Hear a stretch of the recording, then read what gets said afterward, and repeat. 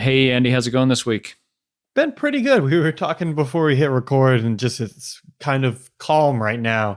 So I'm feeling all right. I mean, I don't know what's going on your side, but for me, it's been a lot of kind of managing of projects that like I'm not working on directly, and on my stuff, I'm kind of blocked on a good amount of it, but it means I'm able to focus on strategy and things like that. So it's been a nice break. But how about you? How have things been going on your end?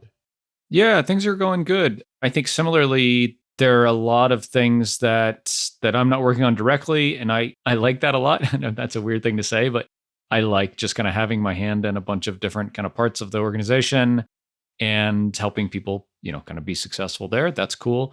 Doing a lot of that, but then also kind of like switching on, kind of maker mode, if you will, particularly for us around like our sales process and sales resources and the sales funnel and all this kind of stuff. So like it's kind of hard to go from, like this is a Paul Graham essay, right? Like the maker hat or the manager hat, and like to within a day have to kind of switch that back and forth is kind of hard just to get in the mindset of like, I got to go build a landing page. Are you serious? But like, I have to do it. Like, I'm not the only one that can do it, but I'm the best one that needs to do it. And so just some of those things that like, I only will have to do this one time for this project at least. But yeah, it's just kind of like, it's been a calm week just because I've put that stuff off. Like since we've talked last, I really haven't done a lot of work in that maker mode. And I'm just getting like my mind around to where I'm ready to do that again, which is, I think it's fair. Like, I think it's okay, especially these days, to give yourself the grace to say, like, I just am not in the mood today. And like, if it doesn't happen, it's okay. That's what I'm telling myself, at least.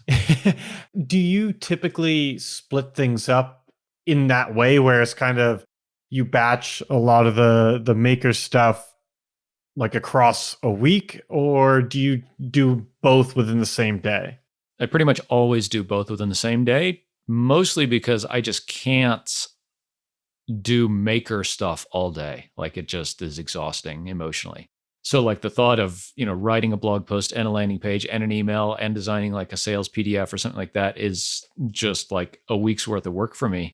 And so I just have to do like, typically what I try to do is do that stuff in the morning for two reasons. One, because I'm kind of by myself from a perspective like our US team members are not online yet. And so it's a distraction free time. I'm fresh. So those two things, one, like our, the rest of our like sales and marketing team is not online yet, but also like I don't have a bunch of other stuff kind of looming mentally.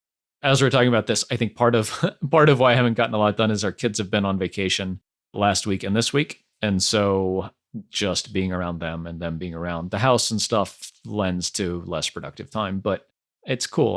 I'm really like, this is the first time we've not traveled for a school holiday, and it's all just because of COVID. And it's really been pretty cool just to be at the house and just hanging out with them a lot. So trying to take advantage of that and really enjoy it. How long is a vacation for? So it's crazy here, man. So the kids have 4 different 2-week breaks during the school year. So they're on fall break right now. It's 2 weeks. Christmas is 2 weeks. Winter break and then spring break are all 2 weeks. But then they only have about 8 weeks off for summer. So Okay, it so kind of all evens out. it's kind of spread out throughout the year, so it's rather than just like a Yeah. massive summer break and then not much in between. Yeah. It's more like, I don't know if it's still a thing, like year round school. Like when I was in school, some places did that. And it was, yeah, basically this, where you went to school for most of the year. Going back to what you're talking about, I do want to shift things in a little bit to kind of the theme of the show that we want to talk about with managing a growing team and especially people more senior than you. But before we get there, I kind of want to touch a little bit more on the maker manager divide. And you mentioned like the landing page stuff. Are these things that you're working on, is it like an evergreen landing page, or is it more of like a one-off promotion? Because you said this is kind of like thing you're gonna have to do once. Yeah, it's an evergreen thing. So it's around companies that want to do internal podcasts. And so this is somewhere that we're getting a lot of interest and success, and just wanting to have all those resources and kind of pieces in place for folks to go down more naturally. Okay, yeah, because that's honestly a lot of what is on my plate that I'm not delegating is on the marketing side, but it's those things that to not truly set and forget, but oftentimes I forget about them where it's like I'll set up the email automations, I'll set up like the landing pages and it's kind of do this once and then maybe 6 months down the road, go back, do another pass on it, just kind of like make some adjustments, improve it, this and that. But it's like just setting aside those kind of core funnel pieces really, I feel like it's just like super high leverage. And it sounds like for both of us, those are things that we kind of naturally gravitate towards and can do decently with. Is that how you feel? It's like this is something that I mean, you have other people on your team who could do this, but for you, it's like you do this once and it's going to just pay dividends. Yeah, exactly. It's like kind of writing the first version of your website or the second or the third. Like I wanted to do all of that. And then we kind of redesigned the website about a year ago. And most of the copy stayed the same for that. But then, like, after that, Denise has been doing kind of some iterative changes to like the homepage and landing pages and feature pages and things like that. And I mean, she's been around long enough to where the stuff is already there. It's all pretty much quote right, as far as I'm concerned. And so kind of letting her tweak or do some experiments on it from there is fine. But like this is like first pass stuff because like this is just a new part of our industry. And so we're kind of like making stuff up as we go to an extent, just around like language but even things like pricing and terms and features and things like that. So I kind of am needing to make that stuff up as we go, make those decisions as we go, I should say. For pricing, is it, I don't know if this is public yet on the site, but like, I guess by the time this goes live, it might be, is this like a contact us pricing? And then when they contact you, who do they get directed to? Right. Yeah. So this will evolve like over time. Currently, they'll talk to me. And again, like I think, like they say at the beginning, the founder should do the sales. And like this is almost like a new product for us. So I feel pretty justified saying like I should do the sales right now for the first couple. Like we're going to sign our first big enterprise customer here soon, knock on wood. And for the first and the second and the third, I'll probably do it. And then I think we'll bring in a salesperson to head this up. But that's only once like we've defined who an ideal customer is and what they look like, what our sales process is like, what all these resources are. Because I don't think it's fair, like having a sales background before, I don't think it's fair to bring in a salesperson and say, okay, go figure all this out. I also don't think it'll work that often. Yeah, I mean that's just not what a salesperson is, like they want to come in and run a playbook. And so we're basically writing that playbook now in advance of bringing somebody into focus much more on this than, it's maybe 25% of my time right now. And it's super high leverage time, but at some point we need to have somebody that wakes up and thinks about this all day, every day. And so right now, just kind of laying the framework, of like the funnel and leads and how they're managed and what kind of information they get and when and how we talk to them and what kind of pricing information we give to them and packages and terms and all this kind of stuff. Trying to standardize it, even though it will change for every deal probably, but like just having some kind of standard options for people to go from. When you brought Denise on board, it sounds like you had a lot of kind of that first pass or even second pass in place on a lot of the assets, and she was able to run with that and obviously put her own take on things and kind of shift things in different directions as she saw fit. Is that kind of how it was set up? Like you built out the playbook there and then she's really running with it now? Yeah, I think so. And I would love to hear your experience like at Groove and at HubStaff with this. Is like, I think we developed a lot of that together. It's a spectrum, I guess, right? Like we were doing marketing when she came. Like we had marketing automation, we had a blog, we had funnels, we had a trial, nurture sequences and all that kind of stuff. It's a lot better now than it was. So I guess like, yeah, it was already built. She has rebuilt a lot of it and made a lot of it better. And a lot of that is we're doing a lot of that together from a really high level perspective. And then she goes and implements it all. Is that how you worked when you were kind of like heading up marketing before? Like how were you involved with, founders or CMOs? Yeah. So at HubStaff, I mean, when I was there, it was like very early. I think we were maybe like 20 or 30K MRR. And so there was like a solid foundation in place, but on the marketing, there wasn't a ton there. But we also had like a team of people. Like I wasn't writing content, I was more on the strategy side.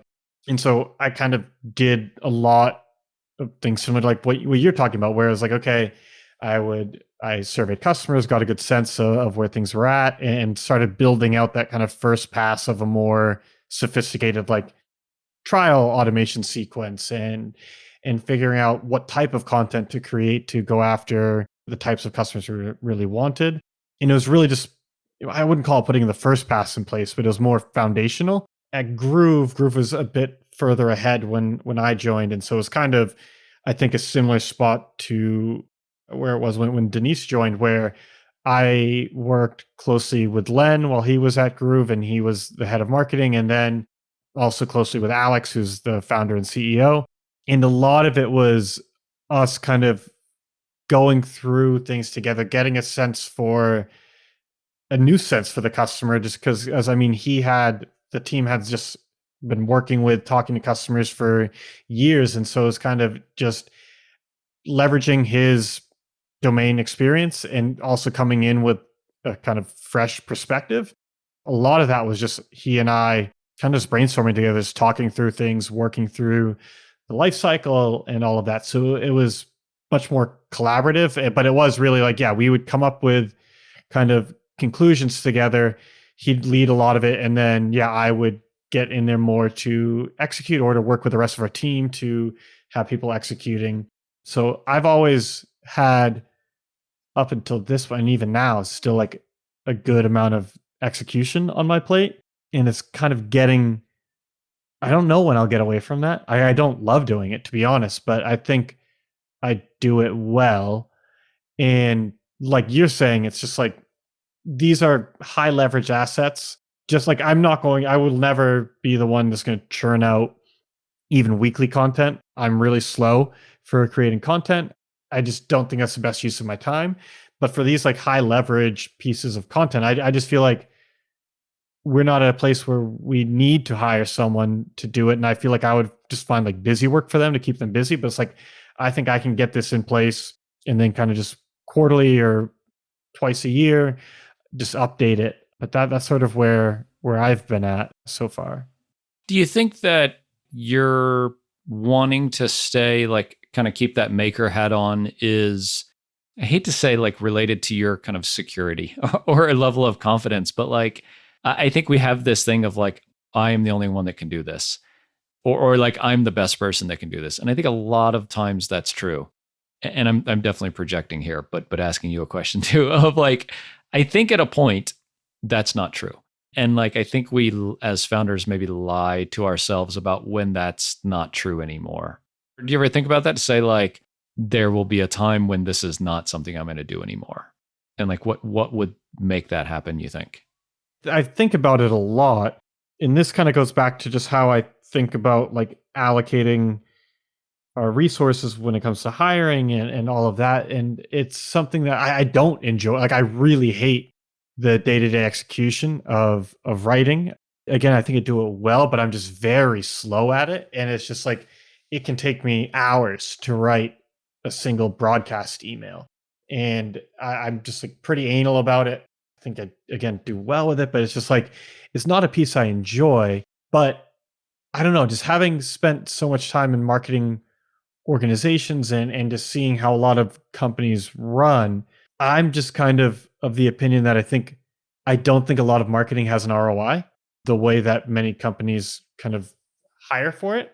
And as like a bootstrapped or self-funded team with like a very deep roadmap of what we want to build, so far has just always made sense to hire elsewhere, especially on engineering and then on support. But it's like, I don't see a need unless we kind of shift our marketing strategy. I don't really see a need that would require like a full-time marketer without me just like having them churn out weekly content, or without just doing things that I just don't really think have the return. And so I could see, the only way I could see really bringing in a full-time marketer, theoretically I could bring in someone on a part-time basis to help set up all these campaigns. But I think this is where you feel similarly, is that like we have so much domain experience in our space, knowing our customer, knowing our product, knowing all of that. And we like have a very good marketing background. So like I just don't think I'm going to be able to find someone part-time to get up to speed who would make it worth it for either of us to really go that route. So like the short-term thing is I'm going to do these, but even long-term, I could only really see bringing someone in full-time on marketing with their company structured the way it is and with going after the customers we are now, if they were really on like kind of design stuff around ads, around Stuff that like, you're not strong in. yeah, and around like analytics and just like things like that. Like, but I feel like I've taken enough of like an 80-20 approach with our current marketing that once I get this core set of assets, this foundation in place, that everything beyond that's going to have diminishing returns on like updating and this and that. Like, I don't mind a couple times a year going in and doing an audit of the copy and stuff like that. So that's kind of, I don't think it's really an answer to your question, but that's just kind of how I think about it. I gotta ask you to expound on that you think a lot of marketing doesn't have an ROI. Do you mean that a lot of marketing that people in general do doesn't have an ROI, or even like the stuff that you guys are doing, do you feel like it can't be directly measured, that ROI at least? I'm sure there's things that we do. Like, I'm not going to pretend we have like a perfect marketing organization, especially when like I am the organization. But I think we do a good job of just by the nature of constraints. Like, I'm the one on marketing. And so there's only so many things I can do. And I have to do this with running the rest of the team and staying on top of everything else. It's like just by that force of constraints, I've had to be very, very rigid in terms of the things I can take on marketing. And I think that has helped me just rethink a lot of our assumptions around like what we need to do for marketing. And I think that's where a lot of companies can get caught up in just going through the motions, where it's like, these are the things that you're supposed to do as a marketer. You're supposed to have an active blog. You're supposed to be active on social media. You're supposed to do X, Y, and Z. And I just don't think those are the things that I don't think really get a return for companies at our scale. And I've just always tried to avoid going in the kind of marketing category of like just checking the box of, oh yeah, we post things on social media, or like, oh yeah, our blog is has new content every week. Because like I don't think just doing marketing in isolation gets results. I think it has to all work together. It has to really have some purpose other than saying, yes, we published something this week. And so that's kind of how I feel about it, where it's just, yeah, I think I've always focused on evergreen content. I only create content if it's either going to rank for something that has a like that I think shows some sign of buyer intent, or it's just like very clearly relevant to people who are buyers, or it can help with conversions. And if it doesn't fall in those categories, then I really just try not to do it. And that's the thing, is it's like for us, like in our space, there's probably at least a dozen podcasts with like thousands of subscribers, and they're churning out podcasts, blog posts, everything else like multiple times a day, dozens of times a week. And I think there's a place for that if that's like the angle you're going. Like if you want to build that big audience, then sure, it makes sense to invest there. But where I think the ROI goes away is when people just dabble in a bunch of different things and don't do any of them that well. Then it's just like I don't think you're going to get a return there. No, I agree. And I think it's an easy trap for folks to get into, especially if they don't have experience with like seeing successful marketing before. And that's a hard and like rare thing to do, I think, to be honest, is like to have seen like from concept to implementation and result, like a successful like development of a marketing channel or a customer acquisition channel. And I agree. I mean, I think a lot of stuff we do is largely in vain. I think some of it has like a really intangible benefit, like our podcast maybe for Castos is like, I don't know how many customers we've gotten from it, but I do think that it helps reinforce other stuff that talking about like attribution analytics, like that might not be the first time they hear about us when they land on the site. And like, if that's the case, then that's a good thing. Doing some of those things that don't scale or doing some of those things that you can't directly attribute is helpful just for like brand awareness. Cause that's like a really tough thing to measure against. But I think in a lot of cases, especially as you get bigger, it gets more important. I don't know, I tell myself that at least. Right. and it's like as you get bigger, I guess the way I would think about it is that as you get bigger, small movements kind of have bigger dollar rewards. And so even if it's not going to move the needle in kind of a massive, this is going to change our business sense, you don't have to be that right to have something have a positive ROI if it's just like something that one person can do and you're a large organization and you're reaching a big audience. Like then I think those types of things can be profitable and can be worthwhile. And it can make sense to at least like make those investments because it's probably not a bad investment.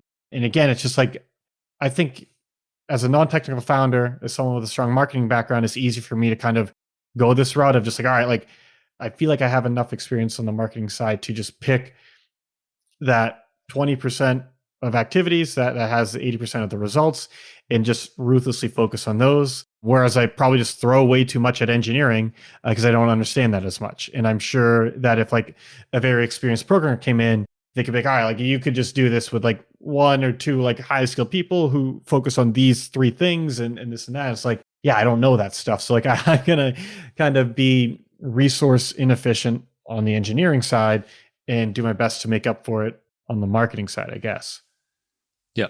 Yep. Yeah, it makes a lot of sense. The one thing we were talking about before when we were talking about you building out the playbook, bringing someone in to help on that, and then kind of letting them sort of run with it from there. How did that play out when you brought on Matt? Because Matt is, I think the title is the Director of Podcaster Success. And I know you had done, it wasn't like he wasn't inventing everything from scratch, but I feel like he kind of had a lot of the lead coming into that role. Can you talk a little bit about that process? Yeah, for sure. I mean, I know that when we hire a salesperson, they will come in at a similar like seniority level, just in terms of like sales experience and SaaS sales experience for sure. Cause I don't have any really. I have a lot of sales experience, but not selling this stuff. It was in like medical, software right? in general. Yeah. With Matt, so his title is Director of Podcaster Success, and his responsibilities are like the places that he kind of touches in the organization. One is like a marketing education type role. So it can be like for like somewhere in the funnel, if you will, like more top of middle of the funnel, awareness, features, explainer videos, things like that. He does a lot of our podcasts now too. It can be some like actual one-on-one customer interactions. So in place of me actually getting on the phone with the customer to explain something or walk them through something, he's handling some of those now. And then he's also a fairly big voice of the product for us now because he is talking to customers a lot, has a lot of product experience. Like he ran a WordPress development agency and runs like kind of on the side to this day, like a WordPress product. And so he is in the podcasting space. He's been podcasting longer than I have. He has a technical, like, even like project management background or product background, and he's talking to customers a lot. And so he brings that feedback into like our product development cycle. And so those are kind of like the few things that he does. And they're all things I did before, right? And so like it kind of cleaved off part of my responsibilities. And we still share a lot of those. And I think even with like thinking about bringing on a salesperson, it will be similar where they will talk to somebody and then I might come in for like the final sales call or a negotiated contract or something like that, especially at first. And the thing that like I've found really interesting about this, and I think that we wanted to kind of spitball about, is in a lot of ways, like Matt is more senior than me at a lot of these things. And it kind of goes back to like, at some point, we have to decide to give up control or ownership, maybe. I don't know, control or ownership. I don't know which one it is. of like these things, and not just like the execution of it, but the outcome, right? Of like, this is, quote, your job or your responsibility. And, we're not a huge group. You can't just hide behind the results. So like at the end of the month or end of the quarter, we're going to say like, how did this go? And it's either going to be good or bad. And if it's either way, like we have to talk about that. So that's like a hard, for me, kind of been a hard thing, not in a negative way, but just like it's new. It's a new skill for me to say, like, I have a ton of respect for a lot of the things that he does, and he can do things that I can't. And then as the founder, how can I say that and say, yeah, but I think you should do this, or I don't agree with that decision. And like, you can't say that and give up control at the same time. And so like, how do you walk that line? I don't know. And he and I talk about it a lot and talk about being honest and open about, that like this was my role and he's, taking it over. And like, how does that make him feel? And how do I feel about that? And so we've been really honest and open about it. And that's cool because like we respect each other a lot. I think that's one of the reasons we're able to talk about it as much as we are. It's a unique challenge. Well, it should be not a unique challenge because I want to keep bringing in people that are super senior just because they're much, much, much more productive, Going back a little bit, you'd mentioned that you're kind of quarterly, monthly, however it breaks down, you're going to sort of compare, you're going to look at the results and figure out if it's a success or if it's going the right direction, that sort of thing. For this position, what kind of results are you looking at? Yeah, that's a good question. Matt gets lumped into marketing quite a bit because talking about like, our podcast and our YouTube channel and kind of coordinating a lot of content and partnership stuff. So he gets lumped into marketing a fair amount. And so that is like number of new trials. That's like the metric that we guard against or like measure against. And then on the success side, I think it's things like trial to paid conversion and churn. And neither of those are only his responsibility, right? That's, engineering and product and support. And he's one of the people that influences that. But I mean, those are the only metrics we have other than like, just doing stuff, publishing 5 YouTube videos a month or whatever, which I think is silly. Like we don't measure against that, but just like almost like holistically as an organization, we report our numbers. I report our numbers to the team every month. So like MRR, churn, trial to paid, all that kind of stuff. And fortunately, none of them are terrible. So we don't have to have a lot of really hard discussions. But then from there, we do say like on a quarterly basis, okay, we want to shoot for this month. So we want to shoot for 15% month over month increase in number of trials. And so like, that's the thing that we're trying to do. And so like, that's a lot of marketing. It's a little bit of sales. And on a like organizational level, that's how we report. And I think if there was a number that would come back to a person or a group, then I think we would have that like individual conversation. And then the other part of that is like we do projects too, like we did a webinar that we paid to be on. And so we kind of do postmortems on those and say like, okay, we paid this, we got this many, new customers directly from it. We probably had some intangible benefit from it, like, thumbs up, thumbs down. What did we do good? What did we do bad? And then what does your ongoing work process look like for working with Max? I don't mean this in terms of like you having like a step-by-step process of how you guys interact, but I mean just generally speaking, like how are you prioritizing? Is it something where you set like a high level vision and he says how he's going to get there, or what does that part look like? Yeah, so we kind of lay out those buckets that I talked about before. So kind of like education and marketing is one, talking to customers another, and then like the product feedback loop is the other.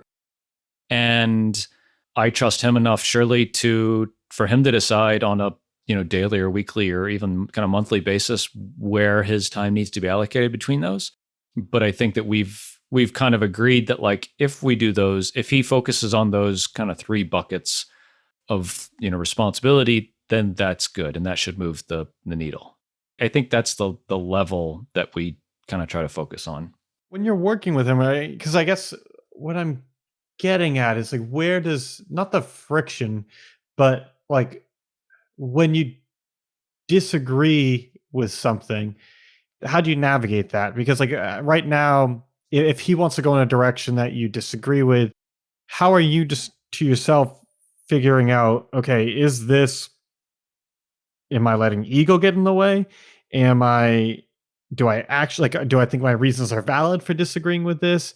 Is it because I don't understand enough about the space that I didn't think of what he's suggesting? Or like, how are you kind of just personally navigating, evaluating those decisions that he's making to even know if you agree or disagree?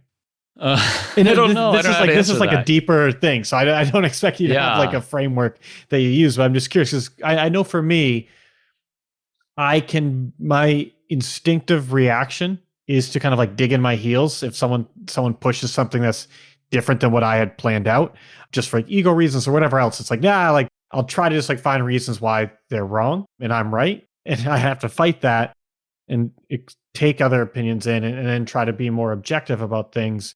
And I think especially working with someone more senior, I would just have to be very deliberate about just like letting my guard down and being open to suggestions. So I'm just wondering if that's something that like you feel, or how you handle that, if it, or if it even comes up at all for you. Yeah, no, for sure. So I think that like first of all, it is super helpful, but also kind of awkward to have different perspectives on a topic in an organization. Especially going from like it was just me a couple of years ago to now we're like 8 people, and like everybody's really different, and that's fantastic and that's healthy, but that like creates awkwardness. And so I think first of all is like being really cool with that, is like being really cool with the fact that everybody in our company comes from a different background and a different perspective on what we're doing. And so I think getting really cool with that is the first thing. And then the second thing has been like on a more micro level, we lay out these buckets and we agree on these buckets. And then I kind of have to say, if that's where I'm going to stop my decision making or involvement, then how he chooses to implement those things is up to him. And I just have to trust him. Like, I think if he wasn't sure, we would, he would come to me and we would chat through it. And that definitely happens. But the opposite definitely happens where he just decides to go do something. And that's cool. I think like we've worked together enough that he knows like what the vision is and what we're trying to do from like a bigger picture level. And like that's part of hiring a senior person, I think, is the ability almost to say, you get the big picture, like go make those little decisions. Cause I think that's the thing that just fries you, is like if you still have to make all those decisions in a role, then like that person is not super, like that's not a high point of leverage in your organization. We try to talk on like a strategic level, and then like I trust him and I trust Denise to make a lot of those like implementation decisions that lead to the outcomes that we want. Do you have to resist the urge to like get in the weeds and micromanage? Totally. Yeah. Yep. Every day. I sit on my hands, literally. How do you find the balance of like what details they should fill you in on, what doesn't matter? How are you dealing with that? We're a small enough team still for sure to where like we talk a lot, and there's very little that happens that I don't know about or we don't talk about ahead of time. Just say, hey, like this week we're going to do this and this and this. But most of it is them telling me and, or us chatting through it, together. But I don't know, like, I guess we haven't had a thing come up where like either he or Denise want to do something and I think it's a bad idea. No, I take that back. That I have said, no, I don't think we should do that. There definitely have been things where they want to do something and I say, I don't really see it, but like it's a low risk enough thing to where like I'm cool with us just rolling with it. And so maybe that's part of the equation too, is like they want to do this paid webinar. Like it's just not my thing. Like I don't get like that audience or whatever. And they both probably will listen to this and say, Craig, I can't believe you felt like that and didn't say anything. But I think that's part of it, is like I can't make all those decisions because then it's just a weird company of like one perspective, And so like I kind of couch it as that, as like these are the leaders in our company and they know where we want to go, like from a big picture perspective, and they all care very much about achieving that. And they honestly think that these are all the best things to do. And for a lot of the times, I have to say, cool, you know? Have you, because I think that's something, that mentality is something, I'm not there yet. And it's like, I think it's not that I'm a control freak, but I think I would have a hard time. I just feel like I often just have strong opinions, like very strong opinions. And there is some part of me that sees the appeal of having like sort of like a mercenary organization where you're at the top and you say like, this is what we're going to do, and here's how we're going to do it, and then you have people do it. And but that like doesn't, that rarely if ever works. And it's just, for me, it's finding that balance of saying like, of give, it's kind of just giving up some of the control. Was that difficult for you? Like, or is it just with your personality, you're just easy, it's easier for you to just let them guide things within kind of some bumpers? But yeah, I don't know. Like, I just think that would be my hardest part, would be just saying like, yeah, I'm unsure about this, but whatever, go ahead. I don't know. Yeah, I don't know. I am 100% a control freak. And like, I don't apologize. I don't think about it much. But I think part of it, man, is like, I've heard enough, like on podcasts and working like with my coach now or my mentor, that like, if this business is going to be what I want this business to be, that other people have to come in and do a lot of the work. Like, I can't physically do all the work that it's going to take us to get to 7 and 8 figures. And so almost it's like an aspirational thing to say like, this is like in the future, like fast forward 2 years, this is where we're going to be. We're going to be 30 people and doing 5 million a year. I want to work like that now, you know, from this perspective, and kind of figure that out, you know, like figure out like how to bring in a senior person, let them own a part of what we do. Let me figure out how to live with that kind of like you're talking about, and quote, manage that process, because it's probably easier to figure out now with 8 people than, 30 or 300 or something like that. I don't know. Has that answered your question? Yeah. Yeah, no, it does. I mean, I think it's figuring out what you're trying to build, realizing you can't do it all yourself, and getting people in place to help get you there. And understanding that like, if you want those people to stay, you can't just micromanage the shit out of them. Yeah. For the emails that I get from Craig from Castos, are those going to be from Matt? Those are all from Denise. Yeah. Okay. But I mean, are you going to change it where it's like, because I guess I got these a couple of months ago that I'm looking at my inbox right now. Oh, you mean like the Craig from Castos yeah. specifically? Yeah. Yeah, I think we should. Yeah. Yeah. Because that's what I'm kind of like, I'm trying to wrap my head around a little bit of just how Matt fits in. And it's like, I see it as, he's not like, he's almost becoming more of the face of the business, or at least like who the customers are interacting with or feel as though they're interacting with, right? Yeah. Yep. Okay. Yep. Yeah, because those are the things that, like, I think as founders, we naturally, or at least like you or I who do come from a marketing background, like when we're writing all the emails, we're going to put our personal touch on it. We're going to respond to them ourselves. Like, we're going to be doing that personal touch of onboarding and just of like making the connection with the customer. But you're right, where it doesn't scale, and it's finding someone else to get into place to kind of help. Because I see it in a couple ways, where it's one, it's just literally, I feel these things are important, we're doing them now, and I can't keep doing them, so I need someone else to do those things without even just like trying to quantify the result of it. But you're right, like the reason we are doing those things is conversion, it's churn, it's everything else. So there are ways to measure. I guess what I'm ultimately wondering is like, what was the point where you realized, I need not necessarily help on this, but this is an area where I have to remove myself? What led to this hire? Yeah. I mean, I think part of it is like, I don't get my energy, talking about like introvert and extrovert, like an introvert gets their energy from themselves and an extrovert gets it from being around other people. It's not that they're outgoing or not. I don't like get my energy from doing YouTube videos and doing customer calls and stuff like that. Like I am pretty decent at it, and so like that's fine, but it's not the thing I want to do in the organization. And so like that was most of it was like we can afford to hire somebody.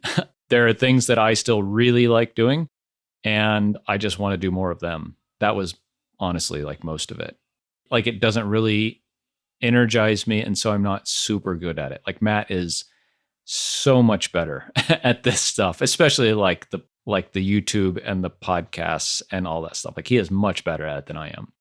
And that's cool. Like that's super cool. It makes me really proud, Yeah, because this is how you're getting the business to a spot where it's again, I think you do those roles technically well, but when it's not what's giving you energy, where it's not kind of where your passions are, you're not getting everything you can out of it. And it feels like this is a spot where you're able to bring someone else in who these are their best skills. This is kind of where they can add the most value and make the biggest impact. And it's a way to level up the business, even if they aren't doing it the exact way you would. That's fine because we can't, like, we probably aren't doing it the best way ourselves. Yeah. Yep. Absolutely. Oh, well, there's a lot of thinking I've got to do on this subject because there is a lot of shit that does not give me energy. And I would love to find ways to get some of that off my plate and to start focusing on higher leverage things, but more importantly, I feel like the things that I enjoy and I think I do well with. So I appreciate you letting me kind of pick your brain on how this process has gone. Yeah. I think it's like a pretty fair, meaning like smart and reasonable framework is like, as the business is big enough and profitable and all that kind of stuff, and you can bring people on, is to just chip away at that stuff that you don't really, really, really love doing. One, because it brings you down like emotionally, but also because other people will be better at it than you, And like you're seeing that with your support guy, I'm sure, of like, he totally is into this. And so like, he is energized by it and that shows in a lot of ways, Oh, for sure. It's like Yeah. when I'm doing some of the videos for like onboarding him and going over different things, it's like there's so many customer requests that come in. I was like, not another one of these. And then like it wouldn't even phase him at all. And it's just like, yeah, it's nice getting a fresh perspective in there, but seeing how different personalities can just naturally respond in different ways to things than we would. But yeah, no, it's been fun chatting this week, Craig. Excited to sync up again next week. But if listeners want to reach out with their own thoughts on how they manage people more senior than them, how they are finding people that can fill the roles that they don't enjoy doing, we'd love to hear from you. And so, Craig, what are the best places for people to kind of reach out with that stuff? Yeah. So on email, podcast@seekingscale.com, or just head on over to seekingscale.com and drop a comment in for this episode. Perfect. Well, Craig, I'll chat with you next week. All right. See you, everybody.